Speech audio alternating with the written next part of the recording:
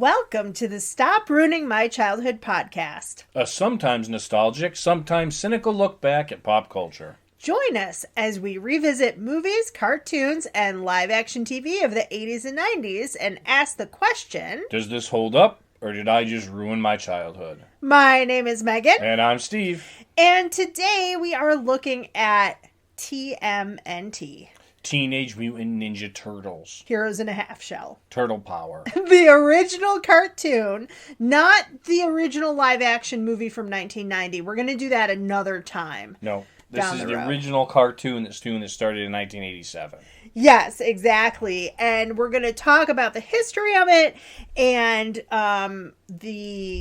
all of the ins and outs, and then we're going to review the episodes that we watched, which you can find on Amazon Prime.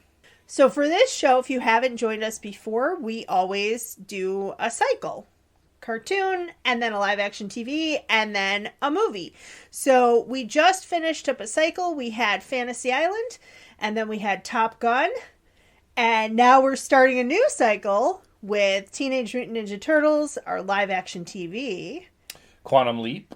Because the new one's coming out soon, and we're really excited. We both love that show as kids, but we haven't seen it together. That's true. So, and then our movie was our summer pick originally, and that is... Field of Dreams. Which stars Ray Liotta as well as... Kevin Costner.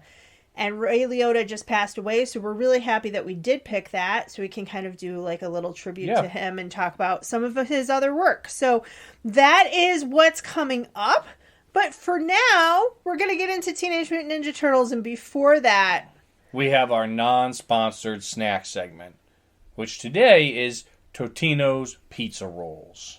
Because Teenage Mutant Ninja Turtles love pizza. Exactly. So we wanted to have a tie-in, and we were between Bagel Pizza Bites and Totinos, and Totinos went out. Yeah. So I can't have them because I'm gluten-free, so I have a delightful DiGiorno's gluten-free pizza. But only a little bite of it to match your Totinos. Yeah. So go ahead and have your Totinos, and I will give a little bit of background and history. Rose Totino and her husband Jim, they started a takeout pizza place in Minneapolis, Minnesota, and they started in 1951. So it was extremely successful, and because of its success, they started this frozen pizza company. At the same time, you have a man named Gino Paolucci, and he developed a series of like food businesses in the 40s and 50s. He did the Chungking line of Chinese foods, and he, in 1968, he developed also pizza rolls with like a little egg roll, basically, filled with pizza ingredients, kind of playing off of the Chinese food, thing. Yep. Yeah. So Gino Paolucci's business in 1985 was sold to Pillsbury, and around the same time the Totinos business was sold to Pillsbury. And so they kind of combined the products from the two businesses. Okay. Kept Totinos probably because it rolls off the tongue a little bit easier than Paolucci. It does, yeah. Yeah. And they started rebranding the Gino's line of pizza rolls for Totinos in 1993, which is probably why we remember them in our teenage years, just like Teenage Mutant Ninja Turtles, because Totinos were kind of a huge hit at that point. I also will say, and I will link these, I think they're on YouTube still, but Saturday Night Live has great parodies of the Totino's pizza roll commercials, and they are hysterically funny. So I'm going to have my little gluten-free bit of it's not delivery, it's DiGiorno's, and tell us about how was the pizza roll for you? It was pretty good. I mean, it's tasty. It's I had these when I was younger as well, obviously, but it's been a long time, probably 20 years or so.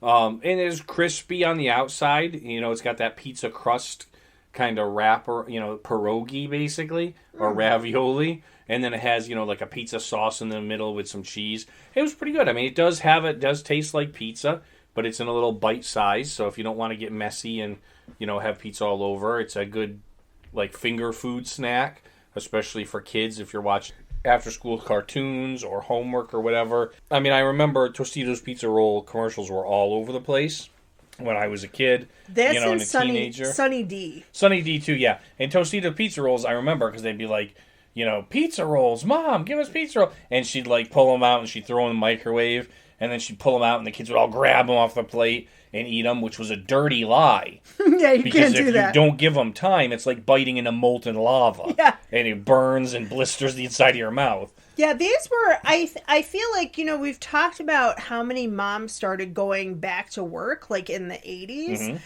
And so they started coming out with like more and more of these, not just traditional frozen dinners, but like fun frozen snack foods that you could, and also because microwaves became more popular. Yes. Especially like by the mid to late 80s, everybody had a microwave, right? Mm-hmm. So what I always think of with Totinos is also Hot Pockets. Like Hot Pockets, Totinos, those pizza bagel bites we were talking about before. Mm-hmm. And I don't know why Sunny D. I think because the commercial is a similar structure that all the kids want it. Like they come home after school, and instead of having like peanut butter and jelly sandwiches or brownies that if you're a stay-at-home mom, you have time to like make brownies or cookies. Yeah. But you don't because you're working. So give the kids some Sunny D and some Totinos. Right. So my DiGiorno... I don't have fun facts about DiGiorno right now. But I will say this. Most gluten-free pizza is super, like, thin crust. DiGiorno's has a bit more biscuity kind of... it's thicker, a little bit more. Yeah, it's a thicker crust, and it's just a nice break. It's really hard to find DiGiorno's gluten-free pizza, but they had it today, so... Yay. Good for Megan. I got a nice little treat. So... what are we? I would say that we would vote out of pizzas for Teenage Mutant Ninja Turtles, but I guess we don't want to cut a turtle in half. Turtle shell, or let's go. We could go pizzas. we're rating Totinos out of pizzas. Yeah, that's fine. Okay. So, sorry guys, we did not talk about this ahead of time. We never do. This is always a spur of the moment. So we always rate based on something that is related to what we watched. Right. So it's 1 out of 5 for the snack, 1 out of 10 for the show. Yep. So Steve, you are the sole rater today for your Totinos. Right. I am giving Totinos 4 out of 5 pizzas. Okay, that's a pretty good score. Yeah, they are very good. They're easy to pop in your mouth, especially while you're eating or something like that. It's not a messy food. The only reason it's not a 5 is because you do have to give them a cool down period, or you will scorch the inside of your mouth. I'm finding out so much about it because in other areas you're such a patient person. It's a safety. I know, but restriction. It's like you also talk about like fast candy. Like you didn't like sugar daddies because they're a slow candy. Yeah. So when it comes to snacks, Steve Hull does not want to wait. Well, a snack is like fast. Okay. So it's supposed to be, right? So. Yeah. 4 out of 5 pizzas. 4 out of 5 pizzas for Totino's pizza rolls. Exactly. Okay. All right. Nice. Let's get into it. Steve, can you give us a summary? So, brief summary. And for those of you who have not listened before or are new, what we do is I give a brief summary right now, and then Megan talks about some history and fun facts, and then after our commercial break, we come back and we do a longer recap of the episodes. Yeah. So a brief summary of Teenage Mutant Ninja Turtles, if you've never seen it, is Teenage Mutant Ninja Turtles are 4 mutated turtles who became teenagers, and they were raised to be ninjas by their adopted father, Splinter, who is a person who was mutated to a rat. And they basically stop crime in the city, and it's in New York City, and they basically stop crime mainly from the Foot Clan, which are a group of evil ninjas run by Shredder, who is like their master. And he has a little bit of history with Splinter, so it's like a rivalry.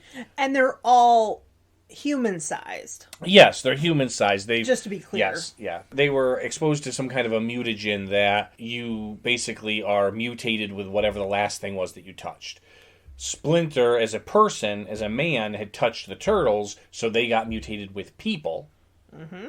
And he had last touched a rat, because they lived in the sewers, so he mutated with a rat. So that's basically what it is. But there's 4 of them, and they have, as the introduction talks about, they're very specific personalities and roles. Mm-hmm. They were named after Splinter's favorite artists. So you have Leonardo, Donatello, Raphael, and Michelangelo.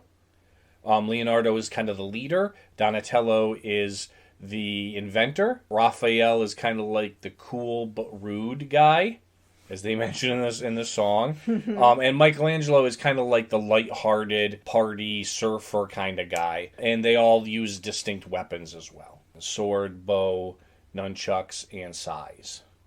Okay. So, and so that's basically the recap. Every episode of the cartoon is the Teenage Mutant Ninja Turtles trying to stop crime or stop the Foot or Splinter specifically. Or I'm sorry, of Shredder specifically. Yeah, I get those two mixed up as well. Yeah, well, they're both S names, and they're both the leaders of each group. And they're both verbs. Yes, that's true. They're both S verbs. And they kind of also, they can be used as synonyms, which is kind of interesting to me. The history of this, as we mentioned, it started out in 1980. But the comic book was actually published in 1984, so a couple years before that. And essentially, so we talked about Fantasy Island a couple of weeks ago. Yes. Right? And that started out as a joke. This kind of started as a joke as well. Artist Kevin Eastman, he was just kind of drawing with his friend. Yep. And he did a little drawing of a turtle holding a pair of nunchucks. And his friend Peter Laird was like, why don't you make more turtles, but each with their own weapon? Uh-huh. And the two of them come up with the very easy to pronounce title, Teenage Mutant Ninja Turtles. And they put out this comic book in 1984, and the original was black and white. But it kind of took off, probably because it's such an unusual name. Mm-hmm. And probably a lot of people were wondering, like, what the concept is. It wasn't really originally for kids. It had a lot of more of a dark tone. Okay. And there were 4 turtles who were assassins, again, raised by Splinter, and their goal was to kill Shredder, not just to stop him, because they really were assassins. And they did achieve their goal. They give an ultimatum to end his own life, and in the final act, instead, he tries to blow them up with a grenade. It explodes, and then they really like rip and tear apart the entire rest of the Foot Clan. Okay. So, or the gang, or the Purple Dragon gang. So it had a lot of darker tones, but because it was so popular, there were all of these copycats, adolescent radioactive black belt hamsters, cold-blooded chameleon commandos, and this is my favorite, preteen dirty jean kung fu kangaroos. Okay. I want to read that. And then when the cartoon debuted, there were other shows that were very almost kind of copycat as well. Street Sharks, which we'll watch if we can find sometime. Biker Mice from Mars, Samurai Pizza Cats, and the Wild West COW Cowboys. Of the Moo Mesa. Oh, gosh. But essentially what happened is, because it was so popular, followed in the line of He-Man and G.I. Joe and Transformers, and they basically were advertising toys. Yes, they basically were advertising toys.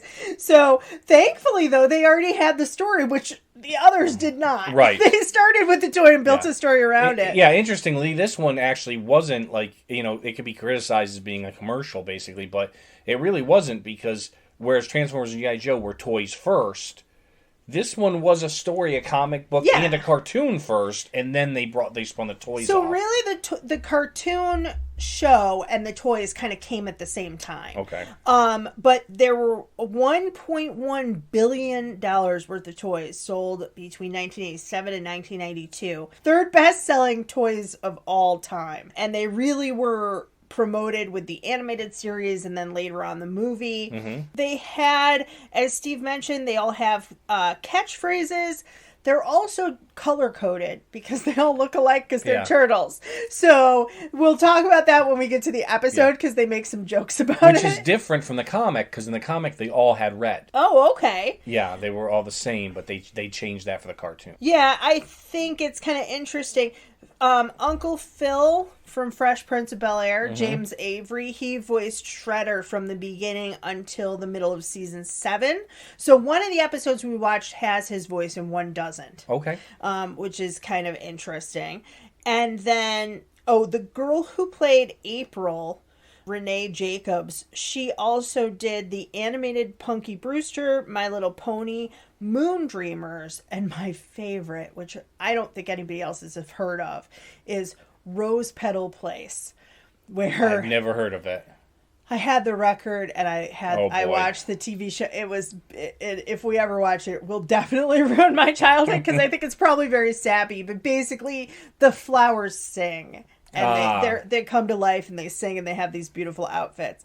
But yeah, this kind of took off in a huge way in the 80s and early 90s. We had the video game Nintendo put out in 1989.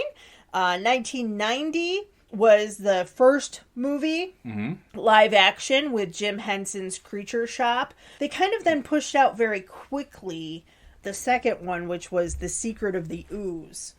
Right, yeah, they did push that out in fast. 91, and then they had a third one that they kind of aimed at the foreign market, particularly Japanese viewers. Yeah, they went back in time into ancient Japan or something like that. Yeah, and that one's just called Teenage Mutant Ninja Turtles 3. Yes.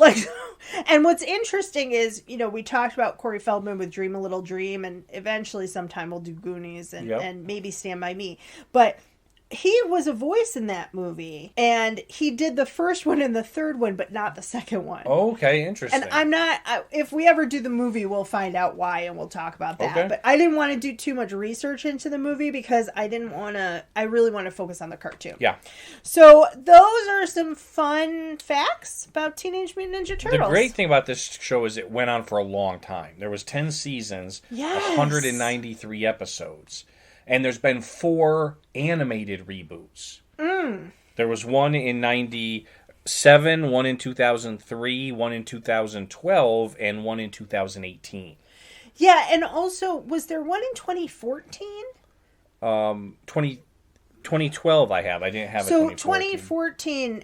2014 is the other live-action movie, the Michael Bay. Right. So the woman, Renee Jacobs, I forgot to mention this, who does the voice of April in the cartoon, she plays, I think, April's mom in either one of the cartoons or the live-action movie. And I'm not sure which, because I got the date 2014, but I'm not sure if the 2012 series was still going on, it might have been for that. Yeah.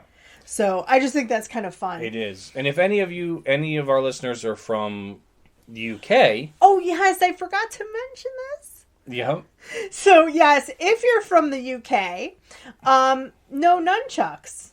Well, also, if you're from the UK, it's not Teenage Mutant Ninja Turtles. It's Teenage Mutant Hero Turtles. Yes. It was changed because the British Broadcasting Company felt that ninja had too violent of a connotation for a kid's show.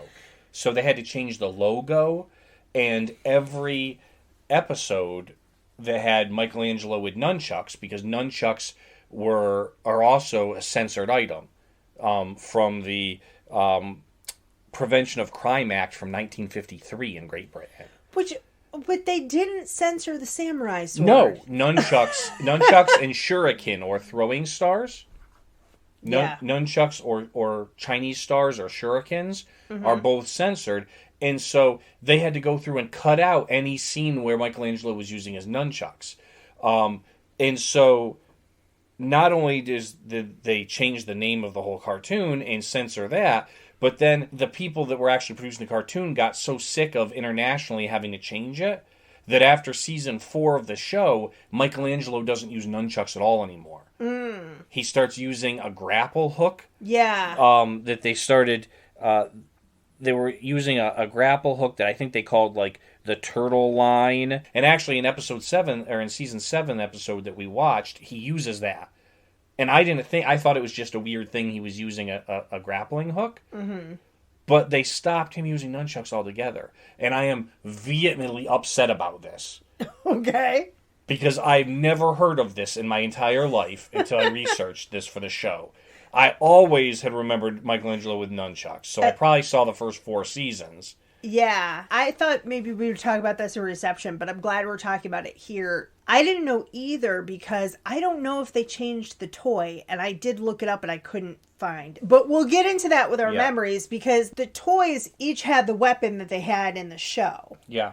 So, it should be kind of interesting. I don't know what Britain's issue with nunchucks was. If anyone knows it, you can comment or let us know, DM us. Please do. Please, because if anyone's ever used them, and I have in my life, they're a terribly hard weapon to try to use. You normally end up hitting yourself in the head or the shoulder or the privates. Which is probably why they're illegal. Yeah, but it was illegal as a weapon, like used on other people. It's very difficult to use. Think about it like in a lot of states in the U.S., like fireworks or firecrackers are illegal, not because they're a weapon, but because people blow their own hands off. Yeah.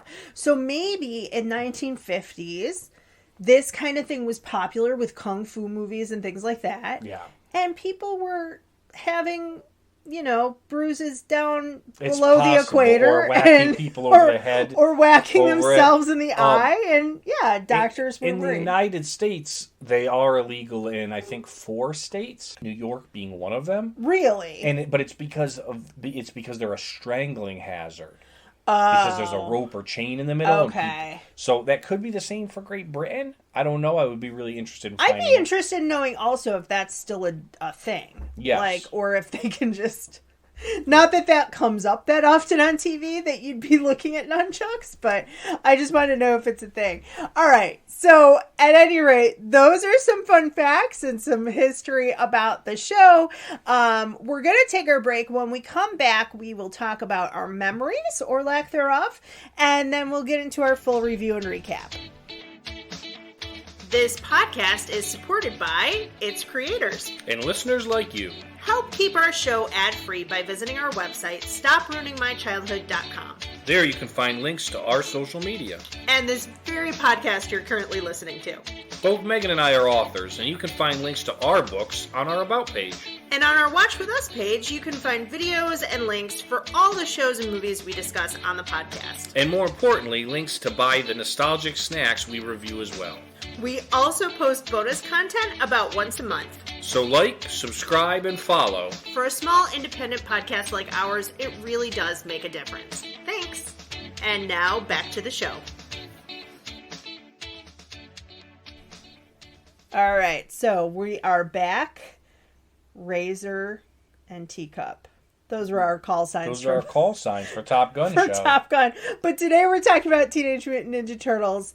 I'll go first, is that right? And then you can talk about your memories. Yeah, go for it. So, my memories are mostly that my brother was obsessed with this show. So, I called him. Mm-hmm. I wish that... So, my brother works in the medical field. He's a rock star.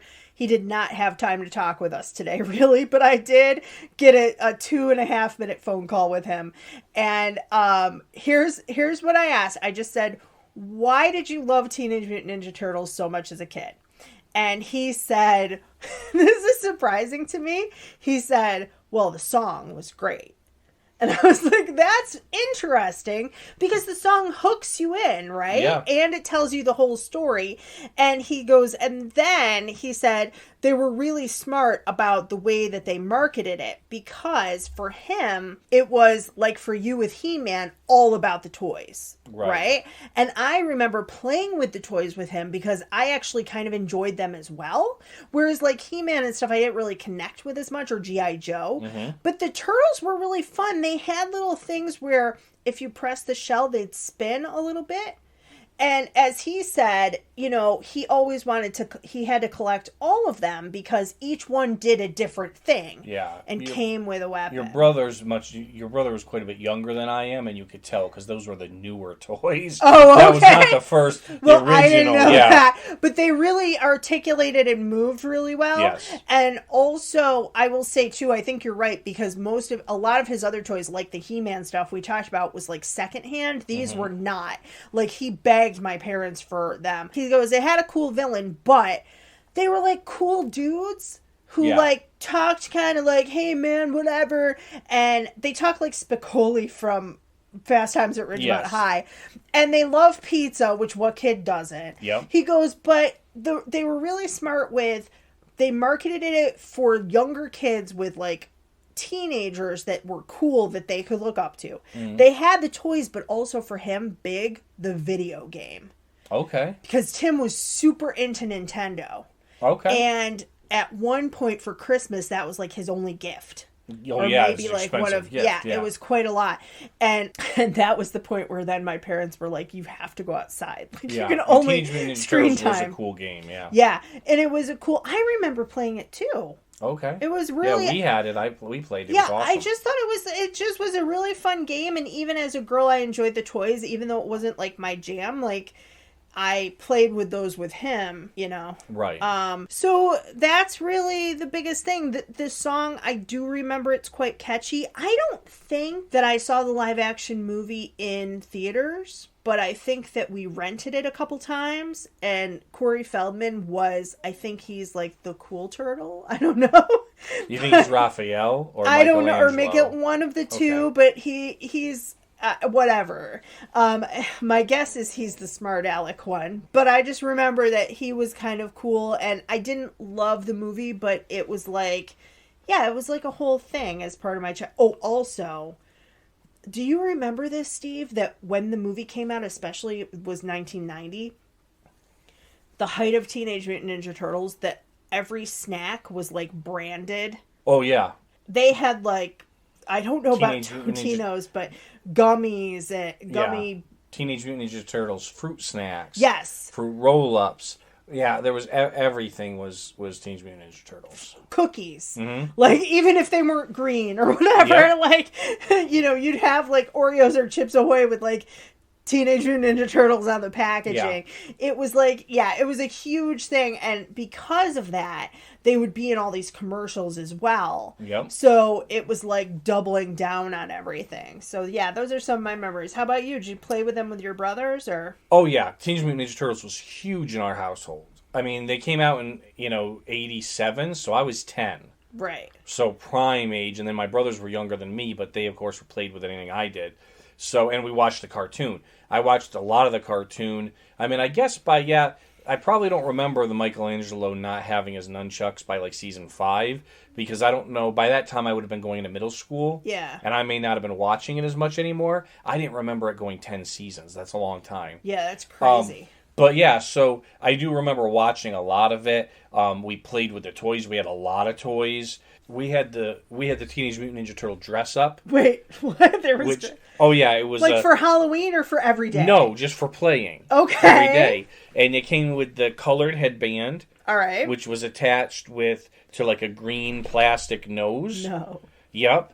And then you also got a belt that held the weapons. I know we had Raphael. We had the red with the size. I know we had Michelangelo, the orange with. I don't know if we had Donatello and Leonardo. Did it have a turtle shell for the back? No. It was just the nose and But it was pretty fun. So we had that, as well as we had a ton of the toys. I mean, lots and lots of toys, because they kept coming out, like He-Man and G.I. Joe. They had multiple generations of toys. I was going to ask you, because we didn't, but we saw in season 7 the van. Did you guys have a van? Did they make that as a toy? That's the like the battle wagon or the party wagon, something like that. We had the van. We had the base, which actually looked like a sewer with like the street as the roof. Wow. So like you could come down into it. We had a lot of the stuff. I didn't even know the base existed as a toy. Oh yeah, it was a 2-level thing. It was awesome. And then like we watched the movies. Like we had a number of the movies on VHS. Right. We also went to the Teenage Mutant Ninja Turtles live show at the Times Union Center. Stop it. No, it was like Disney on Ice. Oh but it was Teenage Mutant Ninja Turtles, and they rocked out and they played instruments and they like fought the foot soldiers, and it was like crazy ridiculous. Oh my goodness. And I'm sure it was probably super expensive for my parents, just like going to like Disney on Ice. Yeah. We went with some friends, I think, like, and their parents. But, oh yeah, we were big time. I mean, we were super Teenage Mutant Ninja Turtle fans. That is fascinating. The only show that we did like that, we went to Sesame Street Live. Mm-hmm. And the theater had to be evacuated halfway through because there was a fire backstage. They were up against, I don't know if you guys had this restaurant because I don't think it exists anymore, but Swiss Chalet. I'm aware of it. We did not have it. The theater was up against in Buffalo. It was up against, shared a wall with Swiss Chalet. And Swiss Chalet had like a grease fire. The wall caught fire and then it caused smoke, and then they had to evacuate the theater, so I never got to see Sesame Street Live. Was it like a theater you go to see like a play at? Yeah, was it Shay? I think Shay's in Buffalo, but it wasn't. I think I didn't go to Disney. I didn't go to Disney on Ice, but I went to something else on Ice, but I can't remember what it was. But sometime we'll have to revisit Sesame Street. Yeah, Teenage Mutant Ninja Turtles was at, and I say the Times Union Center. It wasn't even called that. It was called the Knickerbocker Arena back then. But it was not like, for those people obviously that aren't local to Albany, New York, it's not like a theater. It's a stadium. Right. It's like where basketball and like music, like concerts, it's a major thing. You know, that goes to show you just how big of a phenomenon this was. Oh, yeah. Like we talked about with Alf, that was something that it's part of the 80s. It was in our childhood. It's almost like in the background, right? Yeah. I guess to a certain extent He-Man, but I think the difference with He-Man is that the live action did not hold up and didn't do well. Right? Right. What they did with this is that they used the live action to propel further the series and the toys. And that's one of the reasons it lasted for 10 years. So that kids, like my brother is how many years younger than you? 6? So you would have been 10. He would have been 5. He wasn't playing with them when he was 5. He was playing with them when he was like 10, 8, 9, 10. So that's the thing that they that's one of the things he was trying to say too, is that they use the video game, they use the live action to like keep the franchise alive and going. It's funny that he remembers like the Nintendo game, which we may have had because we had Nintendo and Super Nintendo and all that. But I remember Teenage Mutant Ninja Turtles, the arcade game. Yes, it was awesome, and it was like if you went to any arcade, like there's. You know, you can always play lots of games in an arcade, but there's certain games that are just awesome. The controls, the colors, everything. And Teenage Mutant Ninja Turtles was a great arcade game. So that's a good point. In our mall, we had a little, like, you've seen it. It's not quite a strip mall, but it wasn't a real mall. Oh, no. You haven't seen it because it's replaced with a Walmart. So I have not seen it. It was the size of a super Walmart, basically. Okay. But that's the theater that I worked in high school was there. But when I was younger, they had an arcade called Aladdin's Castle. Okay. And there would be a lot, like when we would go shopping at the mall, there would be a line for that game. That it's a small arcade, but sometimes it would be like out the door of people waiting to play Teenage Mutant Ninja Turtles. Yeah, it was a huge deal. All right, so let's get into it. We watched 2 episodes. The first was my pick, which was Turtle Tracks, the pilot. Yep, season 1, episode 1. Turtle Tracks, I think, also is an ice cream. It sounds like Moose Tracks. Oh, you're right. And then we also watched season 7, episode 7. The Irish Jig is up.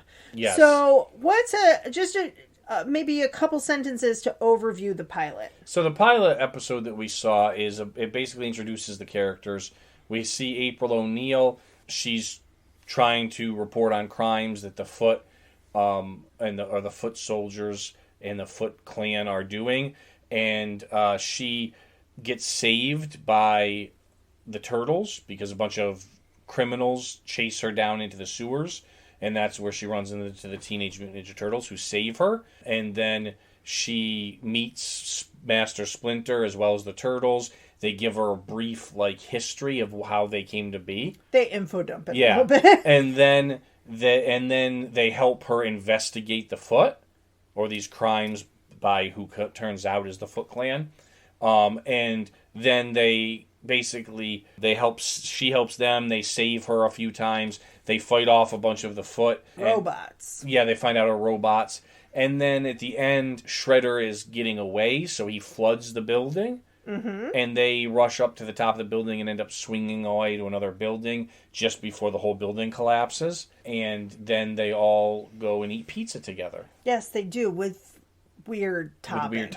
Yeah. So that's the overview. So let's I guess look at some of the scenes. I will say, so let's start off with this song. My brother was right. This is... I like this song, and I'll tell you why. Because Teenage Mutant Ninja Turtles is a mouthful. Unless it's set to music, and then it becomes quite memorable, right? I liked that they kind of spelled out each character. Yep. Because I did not remember it all. Even when I was younger, because... it was kind of like adjacently playing with this. Right. And watching it once in a while because it happened to be on Saturday morning before whatever I actually wanted to watch. Yeah. Or after Muppet Babies or whatever. I really didn't remember who was who. So the song was kind of cool and helpful, and it's an earworm, right? Yes, it definitely is. I keep singing it, and it's been a couple days since we watched it. Then we get to the beginning piece where April is doing the reporting and she's trying to uncover the crimes. Yeah, she's reporting on some scientific equipment companies were broken into. And right. She's reporting on them, and she kind of wraps her up a report and says, well, let's stake this one out. And her crew is like, no, it's getting dark and this is not a good section of town. And then she's like, it's fine. And then a bunch of criminals... They're not the Foot Clan because they're not ninjas, but they're like criminals that work for them. Yeah. They're like dressed as punks, kind of. Attack, basically come up and they're like gonna rob them or attack them. And her crew is like, oh, I just remembered, we gotta leave. Like, this isn't right. And they try to ditch now, and she calls them a bunch of sissies. Yeah, which is hilarious. So my highlight and my low light. First, I thought it was funny that she called them sissies because it's establishing that this is a strong female character, right? Yes. I think my low light was what's up with her haircut. I never understood her haircut, and I know that this is a dumb thing to say, but I think they're trying to show she's a strong, like, a new kind of girl who, like, she can keep up with the turtles, yep. Right? So she has kind of a tomboyish haircut. I think if she had been not sexualized like in He-Man, but a little bit more feminized, that more girls might have watched this show. Yeah. Because I don't know. I know that sounds horrible.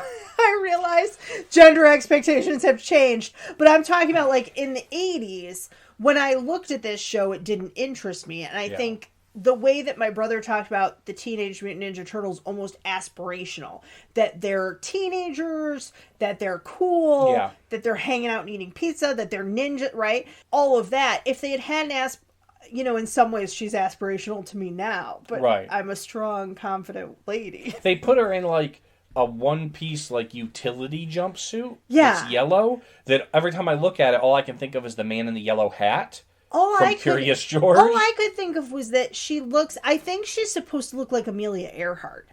I think that's what they were going for. But it doesn't connect for her being a news reporter? No, well, but my point is that, like, I think even now that I'm talking about it, the haircut and the flight jumpsuit almost, I think that's what they were going for. For her to be like a strong woman like Amelia Earhart. Okay, that makes sense. And then get lost in the ocean. Yep.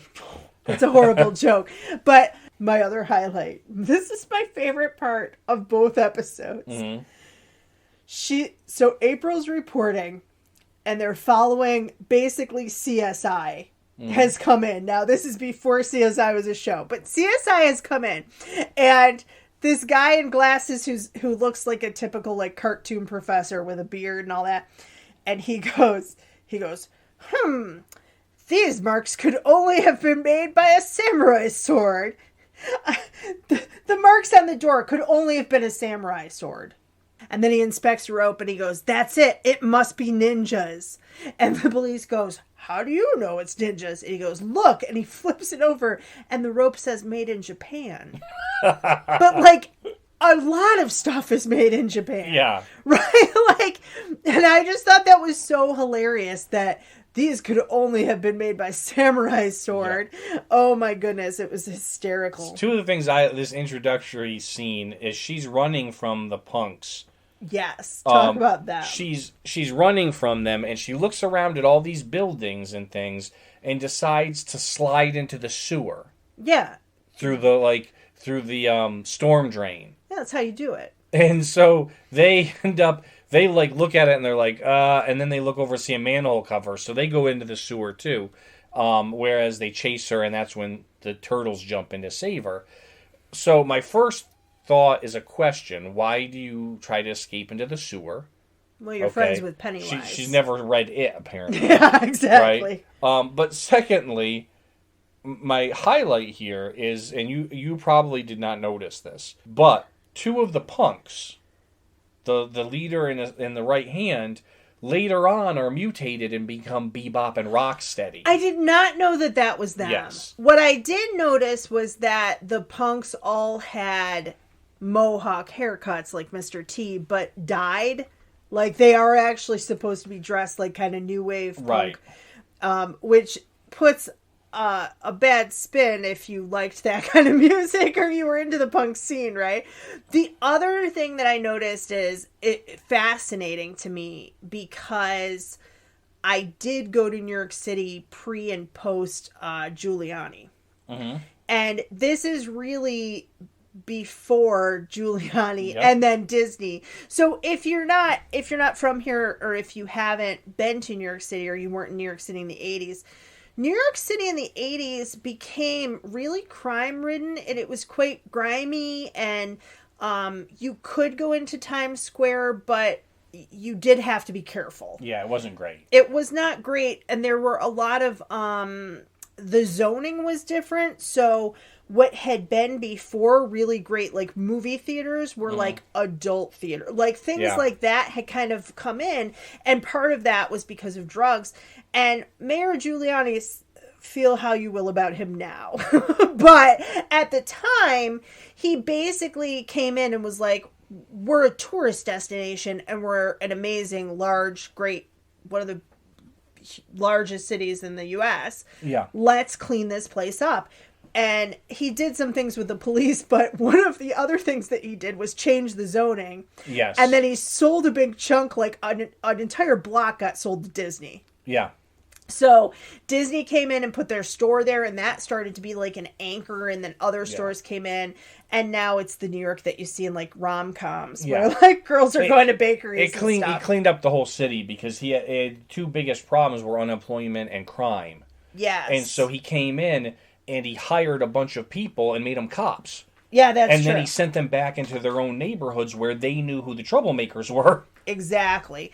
It's interesting to see because we see that view of New York City in other movies. Like, if you watch, some point we will, Trading Places, the Eddie Murphy movie. New York in the 80s is depicted in that. And I think probably the 90 version of Teenage Mutant Ninja Turtles. Right? Right. That it is more like Gotham of Batman. Yes, it really kind of was. Yeah, so it's just an interesting look, especially in cartoon form. So then she goes and meets the turtles. Yeah. She faints. Yes. When she realizes they're turtles. And somebody says, oh, yeah. She goes, you're turtles. And he goes, you have a real mind here. Yeah, that's Raphael, because he's cool but rude. Raphael He's kind of a jerk. Kind of a You can't say that. I'll bleep myself. I don't care for Raphael in this first episode. He's not nice. So they bring her back to their lair, and she wakes up, and Splinter comes over, the rat, to give her some tea, and she sees him and faints again. Yeah. And then they're like, let's have a snack. And they eat pizza with ice cream on top and jelly beans and sardines. Like, it's all like very... It's very weird pizza. Well, it is the kind that, like, if you were, I don't know, 14 and a dude, you might be like, yeah, let's put ice cream on pizza and see what happens. See if it tastes good. Yeah. Sardines, jelly beans, candy. You know, it's like, it reminds me of the scene in Elf. When Will Ferrell puts like M&Ms and syrup on his spaghetti. But, you know, in talking about, we've talked about a lot of snacks, and I just thought of you and your brother did the movie Rad, recapped Rad, and talking about like how you play with Skittles and smash them together. It's not that far off, right? My confusion here though was at various points they cut to Shredder, the villain, and he's watching all of this, but it's never explained like how he's watching. Like somehow he has cameras everywhere. I don't know. That's what I was wondering. In the sewer, he's seeing what they're talking to April about, and they just beat up all of his guys, and they're all unconscious. So it's not like his guy has a camera on him. No, and also that we at first we just see his hand, which is very much who's the villain for Inspector Gadget? Do you remember? Oh yeah, the doctor with the cat. Is it Dr. Evil? No, it's not Dr. Evil because they parody it in Austin Powers, but the evil guy with the cat and Inspector Gadget, we only hear his voice and see his hands too, right? And I wondered at first if we were not going to see Shredder, but then we do, and he has a mask kind of like Cobra. Mm-hmm. At the end of the episode, he takes off his mask. Yeah, because you know who he is. Oh. Because you saw him in the flashback. Right, but does he ever... I wonder if we watched more if he ever takes that off again. Not a lot. He really doesn't too much. Yeah. It's usually on all the time. But do you remember, did the toy have the ability to No, you couldn't take it off. It was toy. fused, right? Fused, just like Cobra's? Okay. Yep. So, yeah, but that was my... I was like, how is he watching all of this? He has really good surveillance cameras. Yeah, he has like Ring cameras like everywhere 40 years before they were invented. So then we have kind of an info dump, but this is the episode that tells us their origins. Yep. It is important, and you do have to info dump it because you have to, for this medium, get it into one episode. Yeah. So I can forgive that. It's a kind of a long story. And a confusing story. Because we have Splinter's story first, and then how he came to have the turtles, which that part is also hysterically funny to me. Right. And then how the turtles and how he became mutated. Yeah. So it's like a 3-part... Right. It's a 3-act story in 1 act. Yeah, he basically explains everything. Yeah, how he was actually like part of the Foot Clan, trained people and things, and then Shredder was like his contemporary and his rival, and he was basically set up by Shredder, was thrown out because Shredder made it look like he wasn't respecting their master. He was thrown out. He went penniless to New York City and lived in the sewer. Yeah.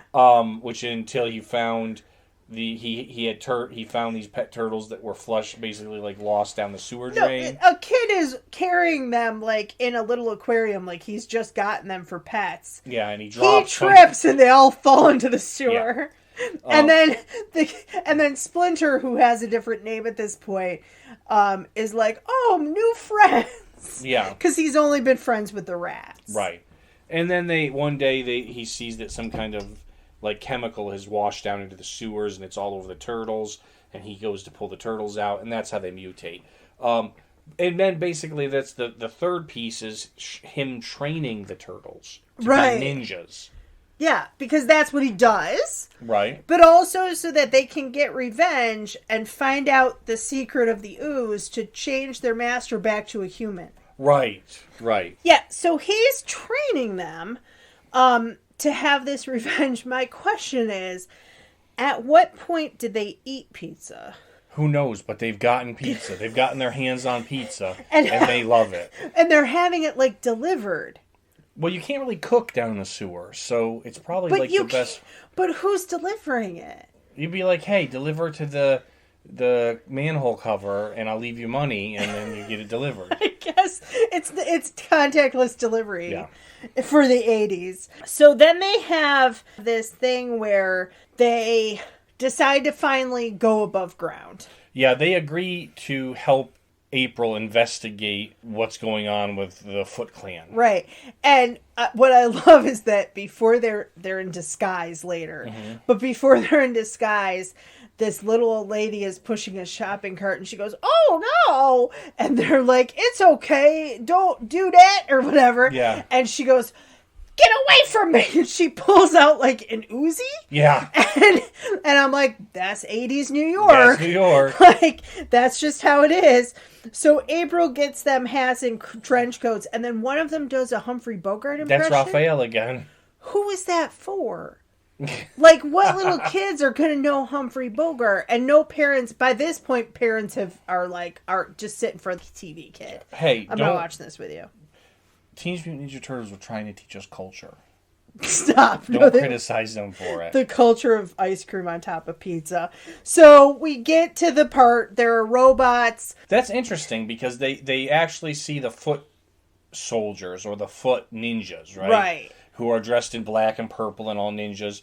And they hit one of them and realize they're robots. And so then they're able to really trash them, right? And it's interesting because this is not, for being Teenage Mutant Ninja Turtles, this is not a violent cartoon. They either punch or like throw a bad guy. But they've got bladed weapons. They never cut anyone. Right. They never, and they actually were taking it easy on the foot soldiers till they saw that they were machines and then they could like break them. That's true. I was thinking it was a little bit like the A-Team. That there's violence, but not not as violent as it's certainly not as violent as the comic book, apparently. I thought was kind of cool is that the robots had laser weapons, so they had like throwing stars, but they were lasers. Yes. And one of the turtles is like, where'd they get these weapons, Mars? Then we see Cobra's watching this. Shredder. Yeah, in my notes I have Cobra. That's hilarious. I get them mixed up. They both have masks, and they look the same. So Shredder's watching this, and then he decides to turn the skyscraper into basically what looks like a huge, beautiful water fountain. Yes. And they escape just in time with April before the building collapses. And Splinter says to them, well, you won this battle, and you were not defeated. To which the smart mouth one says, defeat, we don't know the word, because we didn't take time to look it up in the dictionary. And that's it. And then April eats bananas and sausage on pizza. Yeah. Not banana peppers. Bananas and sausage, right. Yeah. Because she's just going to like, hey, when in Rome. I think that they're getting... when in the sewer. Eat sewer pizza. Eat sewer pizza. I think they're getting this pizza from the garbage and just putting random... Hey, maybe... Who's to say? So that closes out the first episode. Yeah. And I will say, I think that this one moved along pretty well. I thought so. In comparison to the next one. Yeah. Season 7, episode 7, The Irish Jig is Up. Now, we noticed they did a lot of traveling in season 7. It looks like they did a whole European tour. Yeah, it seems like they were touring a lot of other areas. They did at one point, well, they have Splinter's new sword and it looked like a Camelot themed. They had an Atlantis themed. They went to Denmark. They went like all over. Here, they're in Ireland. All over Europe, yeah. So I'm guessing that's to pull in more European viewers. That's my guess. And to teach us, as Steve said before, more about culture. Yeah. So this same intro. This episode, same intro. This episode basically is the Turtles and April and Splinter are touring Dublin, Ireland. Mm-hmm. And Shredder, and now he has Bebop and Rocksteady, who are two of the punks that were mutated into a rhino guy and a warthog guy. Yeah. They're like his minions. That happened early on. So those are the last things they touched, though? Like, I wasn't clear on that. Okay. And so, and also he's made a connection with Krang. Okay. Who is a disembodied brain. All right. Who runs the Terrordrome, which is like their headquarters, right? Well, by season 7, all of them have like been exiled to this Dimension X, which is another dimension, and Krang can open portals to send Shredder and his guys in to mess with the Turtles. So is Krang from Dimension X, and he's somehow crossed over? Yeah, he's been sent there. Yeah, he's from there. Later on, they find out that Krang is actually he's from a race of like reptile, like dinosaur people. Yeah. Before he was disembodied. Okay.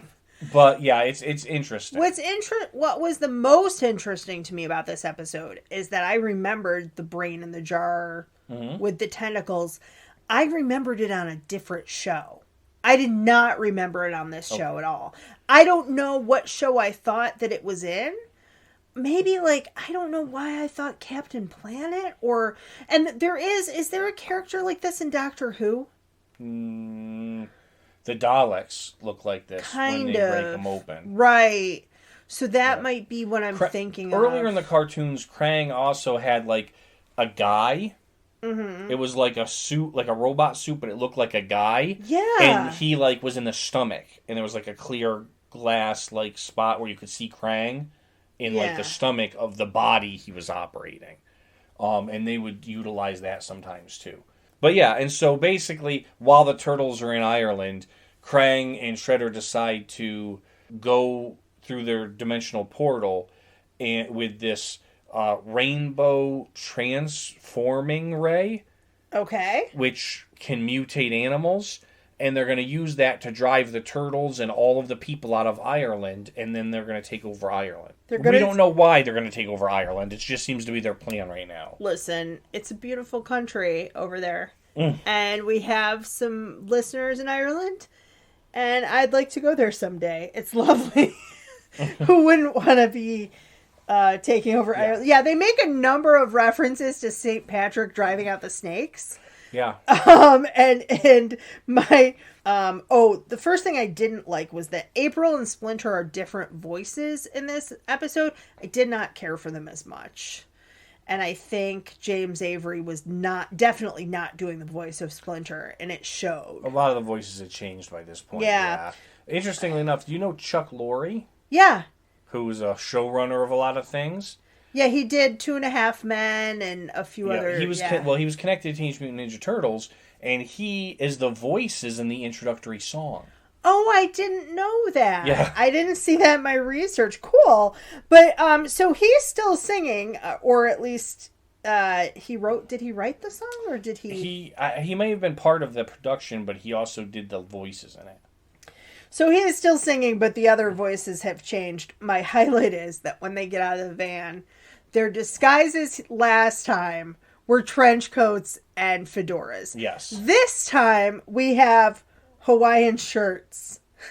Yes. And hats. Well, they're on vacation, Megan. But they're on vacation in Ireland, not Hawaii. And it's just funny to me that they're like, we have to look like tourists. Yeah. But they look like obnoxious American tourists, which I guess they are. But still. They're undercover in their van with the huge turtle shell on it and the guns on the side. And the satellite. Yeah. And the satellite dish. Yeah, I totally remember Krang, and I remember even the belly thing that you're talking about with the person that he and I didn't associate it with this show. It's just so funny. The pig and the rhino I remembered also. They remind me personality-wise of the two guys in Mighty Morphin Power Rangers who are...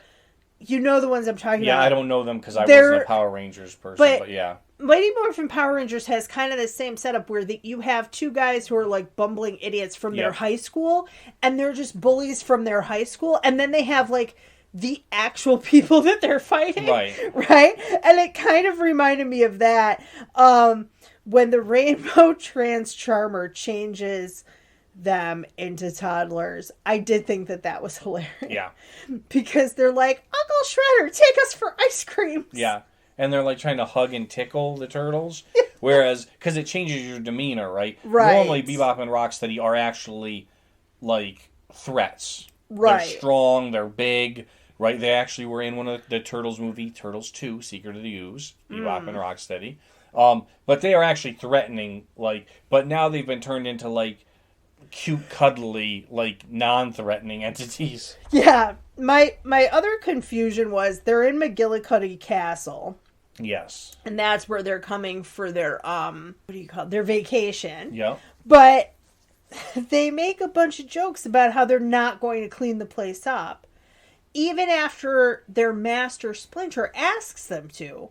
And I get that they're teenagers, but like you're also that's your sensei. Yeah. Do you know what I'm saying? So I was just like, they have no discipline. And then in my notes I put, and no honor. The language has changed here a lot, especially for Michelangelo. Yep. Cowabunga, dude. I know that was like his catchphrase. That's his catchphrase, yeah. And then he goes, April Falls, and he goes, gotcha, dudette. Yeah. No. April Falls, No. and he uses the turtle line and throws the grapple hook, and he swings over and grabs it. And at the time we watched, I was like, oh, they've got a grapple hook. That's cool. Now I'm angry. Bring back the nunchucks. Well, he couldn't have saved her with the nunchucks. Then April dies. But at least we have the nunchucks. No. My other highlight is that these sheep are mutated, and what do they do with the sheep? They ride them like horses. They ride them like they're cowboys. Yeah. And what's also interesting, I didn't like about this episode is a number of things change size. And when that happened, even though it's a cartoon, you need something for reference. Yes. So what happens is that the sheep change size, but in many shots, they're just on grass, so you can't tell how big they are. Yeah. Then the turtles run and jump on them. I'm like, oh, they're like huge. They're like horse size now because instead of sheep size. They're chasing the smaller sheep, but you see them separately. Uh-huh. And the same thing happened later when one of the turtles... Michelangelo got turned into became a giant. Yeah, and they go, he's bulked up. And I go, he's on a zip line. How can you tell? Yeah. There's no and there's frame a picture of him on the grass, but no one around him. So then he throws Shredder. Yeah. And at that point, you're like, oh, he's enormous. Yeah. But even if they had him, like, standing next to a tree and getting bigger to be the size of the tree, right. like, it would have made more sense. And that happened 3 or 4 times. Yeah. And to me, especially season 7, I mean, one of two things happens. Either you have more money to do better animation, or because you're making so much money, you're skimping on the animation to churn things out more quickly. Right. And that's what it seemed like was happening here, which annoyed me as much as you were annoyed by the nunchucks. So in the end, Shredder and Bebop and Rocksteady end up going back to Dimension X with their tails between their legs, like usual. Yeah. And the Teenage Mutant Ninja Turtles used the machine they had to transform all the animals back from monsters, basically. And Michelangelo says, I'm lean, but I'm still green. Yeah. I don't get it. They make him turn back. He's like, kind of just stay big. And they're like, you won't fit in the lair, Michelangelo. Yeah. And he's like, fine. My other thing before we close it out is that Raphael, who's the rude one. Uh-huh. He's not so much rude as like a bad stand-up comedian. He keeps giving one-liners, and everybody just looks at him. Even if they laughed, it would help. Right. But it just makes him look like he's making bad, like, dad jokes. Yeah. So reception of Teenage Mutant Ninja Turtles. Okay, how did people... what did critics think of this show? Out of the top 100 best animated TV shows, Teenage Mutant Ninja Turtles is ranked 55th. Okay. By IGN. While the story diverged heavily from the original Teenage Mutant Ninja Turtles comic book, the 1987 TV series is largely the most notable and popular version of Teenage Mutant Ninja Turtles. The original, the one that we watched. Yes, the one we watched, the 1987 version, is it was hugely popular, as we kind of discussed earlier, right? It was phenomenal. It was basically became a cultural thing, right? Mm-hmm. Although co-creator Peter Laird has publicly shared his distaste of the show on numerous occasions, but even though he didn't care for the show because he felt like it was very kind of like childizing what was supposed to be like a gritty, dark story, he did acknowledge that it was extremely successful, and it was beloved by its audience. While he would have preferred a different approach to the material, he agreed that it may not have become as popular as it did the way that it was done. Yeah, that makes sense. The creators of Grease have said that too, that they wrote the stage show based on the guys that they knew that were in gangs, basically in the 50s. Yep. And then the movie softened them up and made them kind of doo-doo-doo. Like, they're kind of dumb and silly, right? Uh-huh. So it takes the edge off. But as the same thing here, I don't think it would have been as popular. Yeah, and it was beloved, and like I said, we've already mentioned it went international. We talked about Britain and everything like that. The Australian Council for Children's Films and Television accused the show of being a 30-minute toy commercial. Which is funny because we talked about that with like Transformers, G.I. Joe, He-Man.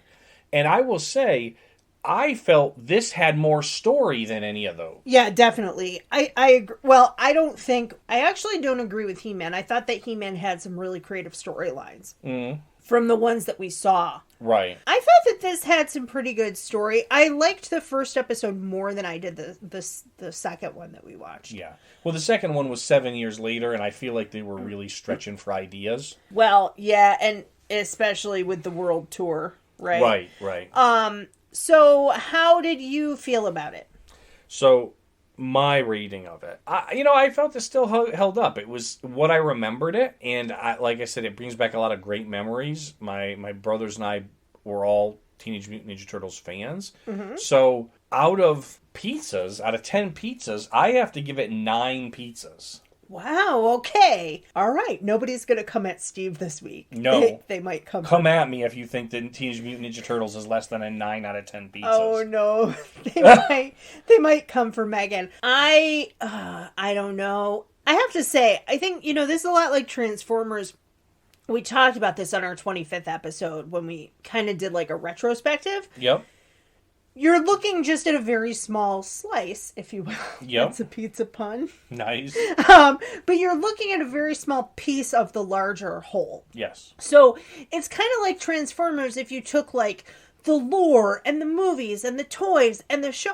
But we're just looking at this show. Yeah. Which I liked the toys actually, but I wasn't like a huge fan of this show as a kid to begin with. I did like the first episode. The second episode felt really slow. And it was 22 minutes and it felt like 40 to me. Okay. I did some of the research while we were watching it because I was just like, I think part of that is that editing was different in the 80s and 90s than it is now. And some shows like G.I. Joe had like quick cuts, fast action. This one really, it didn't have that same pacing. Right. So I think I'm going to go with a 6 on this one. Oh, that's okay. There's no account for taste. So... Yeah! 7.5 pizzas. For Teenage Mutant Ninja Turtles, 7.5 pizzas out of 10. That's not too bad. No. And 4 pizzas out of 5 for tortillas. Totinos. Pizza rolls. So... Normally this is my favorite part of the show because I get to read weird descriptions of shows for Steve, for what is Steve willing to watch. I have some titles, but my question is there an episode of Quantum Leap you'd really like to revisit? Because I know you love that show. I do love that show. My thought was, so we do play Dungeons and Dragons sometimes. Mm-hmm. My thought was that we both love this show a lot. We might pick episodes that we know are good. Yeah. But we could also roll the dice. Yeah, we could roll the dice. All right. So we're going to pause and we're going to grab some dice. All right, you guys, I'm so excited. We are leaving it to fate. Yep. 1 out of 5, because 5 seasons of the show. We're going to roll it for twice. Once for Steve, once for Megan to pick the season. Each season has a different number of episodes, and we'll roll it again based on that. Yeah. So, take a shot. This is for mine. 2. All right. I have season 2. Yep. All right. And I will have season 4. Okay. So, season 2 has 22 episodes. Okay. And I don't think any of them are 2-parters. So, that's good. All right. So, you ready? Yes. 11. All right. Season 2, episode 11, A Portrait for Troyan. And I have to tell you, I don't know that I've seen that. Okay. And I thought I saw all of these, and I don't remember this. That should be very interesting. Season 2, Episode 11, Portrait for Troyan. And you have Season 4, Yep. which also has 22 episodes. Some of them are two-parters, but if they are, we'll take the closest. Let's see what we got. 3. 3 is Hurricane. Whisked back into the body of Sheriff Archie in order to prevent his girlfriend Sissy from falling victim to Hurricane Camille. Okay. Which is a hurricane and not... There's a boxer sometimes named Hurricane in some show. Right. And so I thought maybe it had to do with being a boxer. But it doesn't. Okay. So we have saving a girl from a hurricane in season 4. And in season 3, we have the world of the supernatural when Sam becomes a university ghostbuster.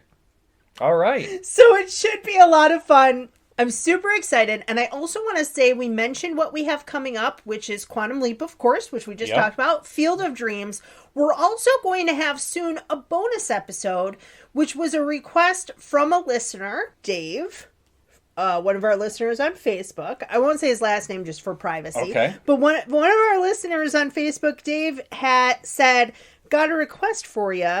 The classic animated special Cartoon All-Stars to the Rescue. I remember what a big deal that thing was when it came out. I remember it too. Very vaguely. I forgot about it until I saw his message. So we're going to do it as a bonus episode. We'll do it as a special, yeah. It's a quick 30-minute cartoon, and I think it'll be quite fun. So that's coming up as well. Stay tuned for all those things. In the meantime, subscribe, like, rate, and comment. And follow, and review, and all of those fun things. Thanks so much for listening, everybody. Have a great week.